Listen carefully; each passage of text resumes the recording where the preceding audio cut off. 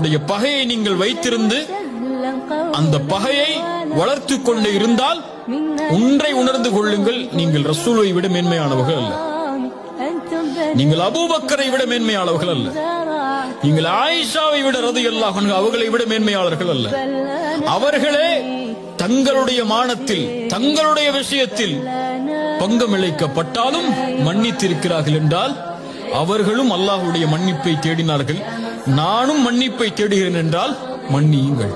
மன்னிக்க மாட்டேன்னு பெருமை காட்டின்னு உட்கார்ந்து இருந்தீங்கன்னா நான் பேச மாட்டேன், நான் அவன்கிட்ட சேர மாட்டேன், நான் அவனுக்கு போன் பண்ண மாட்டேன், அவன் பேசட்டும், அவன் பேசுறான் நான் பேசுறேன், அவன் எனக்கு நடந்து கூட நான் நடந்துக்கிறேன், அவன் என்கிட்ட சேர்த்து வரட்டும் நான் சேர்ந்து வாழ்ந்துக்கிறேன், இப்படின்னு பெருமை பேசிக்கிட்டே இருந்தீங்கன்னா இதே செயல்பாட்டை நாளை மறுமையில் அல்லாஹ்விடத்தில் எதிர்பார்ப்பீர்கள்.